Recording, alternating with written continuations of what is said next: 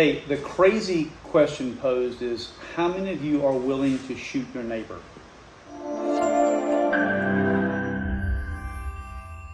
So there's a reason I'm asking the question. So we're in the security business. We've been in the security business 20 years. We're also, and I'm going to only loosely be able to tell you what it is that we do. I'm doing a quick video before I go to work because it came up again yesterday, and I want you to hear the way people are thinking. I want you to hear the way the rest of Americans are thinking. So back in 2012, I'm going to give you, this is kind of a long story. I'm going to try to condense it as fast as I can, but back in 2012, two state senators in Tennessee asked a friend of mine a question.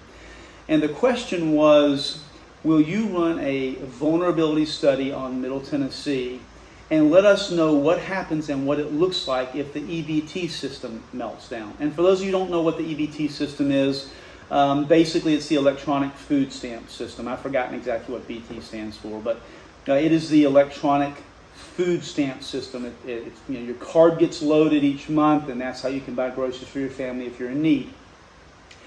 And 51% of Americans now, as I am told, are on some type of assistance. Now that varies. It may be from, and this is a legitimate number, right? It may be from some type of supplemental health care, or it may be the EBT system, but there's 51% of Americans that depend somehow on a supplement from the government. And this you've also got to take, they're also considering Social Security and those types of things. So, but the question posed by these two senators was, what happens if the EBT system melts down in Middle Tennessee?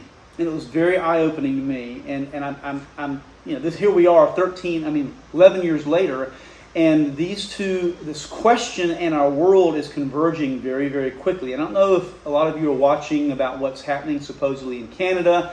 They're talking about additional restrictions on the movement of Americans. They're talking about perhaps having to put some other things in place so you can't show your face, and so the rest of the world is covered up. I cannot tell you, I'm under contract, I cannot tell you what it is that we are a subcontractor for the government, but I will at least tell you this.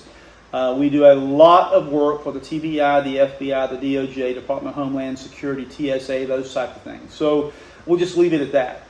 We have a very unique opportunity to interview upwards of 80 people a day. And people will talk. If you're nice and friendly, they'll talk. They'll tell you about their jobs. They'll tell you what they're doing for a living. They'll tell you why they're moving to Tennessee. And the majority of those people are coming from Illinois, New York, really Chicago, not just Illinois, but Chicago. A lot are coming in from California. So there's a lot of people moving here to Middle Tennessee, getting jobs, getting careers, changing. And so it's not just the typical Tennessean that you're used to seeing every day. We're talking about people coming from other states. And I'm going to change what I'm saying a little bit, only because I don't want this video to get suppressed. But they are saying, I'm not doing this again.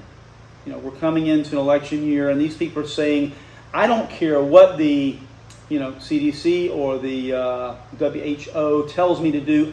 I'm not doing this again. And I've heard quite a few expletives attached to that too this past week. And it's just in light of what's coming out of the news. If you're a mainstream media watcher only, you're probably not seeing this channel anyway. But people are saying, I'm not doing this. I will not comply. And so as we come to this convergence of people saying no, and also the convergence of what was asked, back in 2012, we're seeing a potential collision for calamity. And I say that in a number of ways. Let me tell you about, as quick as I can, about this study. So a friend of mine, and I'll ask him to come on if he can at some point. I think it's important that Americans know. He may not. He was former military. He did vulnerability studies for the military. That was his job. He did it both in Desert Storm and in Iraqi Freedom. He was a long-term veteran. Then he came to Tennessee, and he worked for the Tennessee Emergency Management Association doing vulnerability studies. That's what he did, so it's his expertise. I've asked him already to get me a digital copy if he has one of the study. He may or may not have it. But what the findings said was, this was just related to the EBT system. if the EBT system melts down, and he said this is indicative of all other large cities. So Nashville's a large city, right? Not nearly the largest, but it's a large city. He said this is indicative of all large cities. If people are unable to get food, water, and sustenance, they'll do anything to feed their kids. Now, not only themselves. People will do things to feed themselves, but you just think about a mother. This is the most basics of human need, right? Child needs food. Mother has nothing to sustain the child. What do you think that mother is going to do? She will steal. A lot of them will kill. They will do anything to feed their kids. And if you haven't seen flash mobs, like in what's happened in Spain and what's happened in Argentina, the places where they had hyperinflation temporarily, people have gone in and cleaned out stores in a matter of minutes. And when I say minutes, I mean minutes. 40, 50 people go in, clean the things off the shelves that they need. Where else are we seeing that today where it's being allowed? You can steal up to $950 of stuff in California. Walgreens is leaving California. There's places where flash mobs are coming in and stealing things off the shelves. It's already happening here in the United States. So if you think that this can't happen here, it's already happening, and the EBT system hasn't been shut off. Okay, they just kind of legalized a certain amount of crime. So let me pose the question. What do you think happens if the EBT system goes down? People cannot feed their screaming children. Their children are going to die if they can't eat. They're going to get it any way that they possibly can. They are going to raid the stores off the shelves in 3 days. We have in the world, not in the world really now, America's really good at it. It's called ready shipping, just-in-time shipping, a couple of names for it. The shelves are stocked about every 72 hours. Like things turn over on the Walmart shelves every 72 hours. If you go there late at night, which I don't recommend, but if you go there late at night, you're going to see those shelves being stocked. You're going to see the roller carts out. The milk goes out. The milk turns over daily. The eggs turn over daily. Things happen daily on a. I mean, we're phenomenal at it in the United States. We are phenomenal at restocking the shelves, but that stuff's gone. The consumables, the things that are necessary for sustenance, they're gone every 72 hours. So the shelves at Walmart and Kroger and Publix and the places that you go to buy your family food, they're going to be empty in 72 hours. That's the reality of what I was told in this study. Then they say what happens is, and listen, and then your ready shipping is broken, right? The trucks don't come. The system's melted down. Drivers aren't going to go into a place where they're going to be robbed getting out of the truck trying to deliver milk. They're not going to do it. So you have, 3 days and everything's gone off of the shelves. Then people start finding, who's got milk for my baby? That's your neighbors, and your neighbors look differently. They look different, right? You may live in a suburban neighborhood where there's still people there living on some type of assistance. They're going to go to their neighbors looking for it. They might ask for it at first, but if they don't get it, they're going to find a way to take it.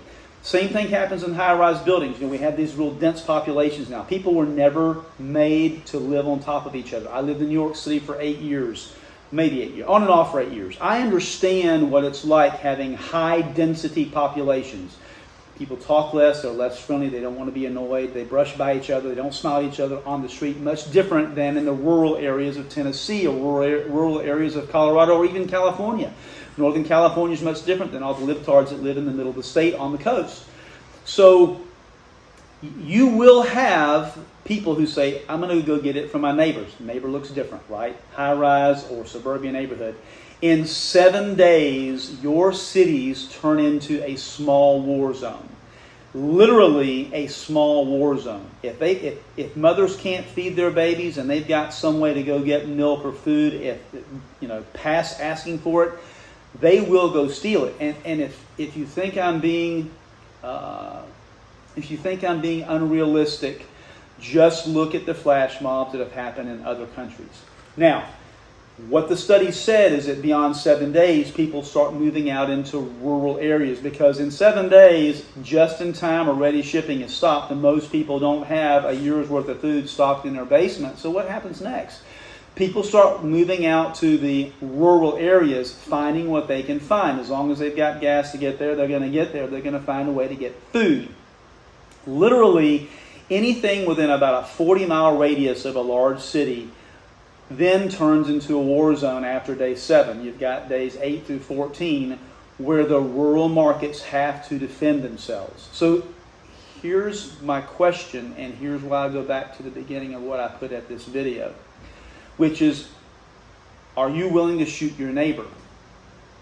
Because I know I have 4 children. They're precious to me, even though they drive me absolutely crazy sometimes. I have 4 children. I am going to help people as much as I can help people. I don't think that I have a heart that's evil in any way. But if people are coming to my home and they are threatening to take by force what I have to feed my family, am I going to be willing to shoot my neighbor? And it's probably not the neighbors that I know right here. Most of those people have made some preparations to be able to take care of themselves should the world melt down. But when I say your neighbor, I mean that somebody that lives in close proximity, you may not know their name, somebody that lives at the apartment above you or beside you, 2 floors above you, somebody that lives in the condominium in your quadruplex that's 2 doors down. If they're unable to feed themselves and they are going to perish because they're unable to, at what length are you willing to go to defend yourself, or to defend your home, or to defend the things that are going to keep your family alive? It is a morbid question. Yes, it is a morbid question, but it's one that 2 senators in the state of Tennessee posed after we had an EBT problem back in 2011. I believe it was 2011. And that was in Mississippi when they had an EBT problem. I'll do another video on that and share that with you.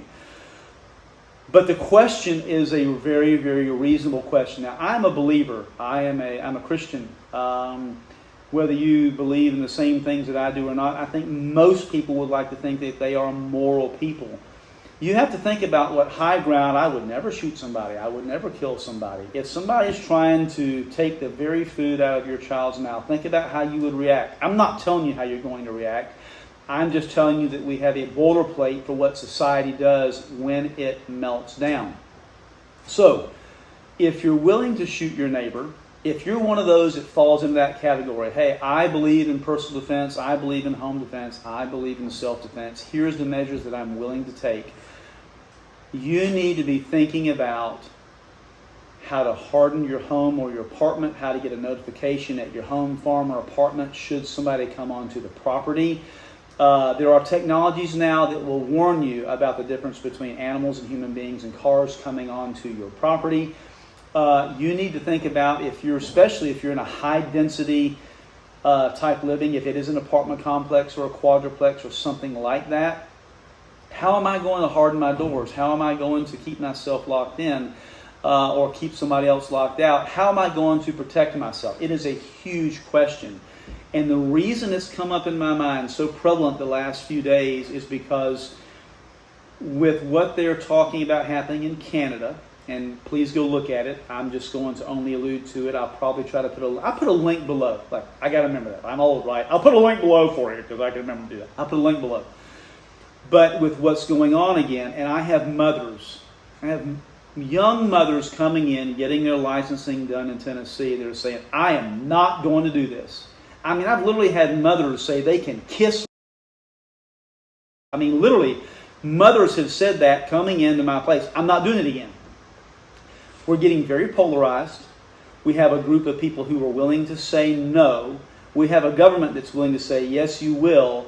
And we have 51% of American people who are on some type of assistance of some kind, whether that's even if it's Social Security or whether it's, I hate to call that government assistance because people paid into that for years, but I'm not going to go into the whole thing with Social Security because I can. You need to be thinking about what could happen down the road coming very shortly and prepare for it. We are a prepper company. I don't advertise as that. But we do security, surveillance, access control. We do firearms. We do personal defense. I'm going to have to end up going back and doing training because I'm getting asked at least 5 times every day, will you give me lessons? Will you give me lessons? I'm probably going to go back and start teaching classes again simply because I need to.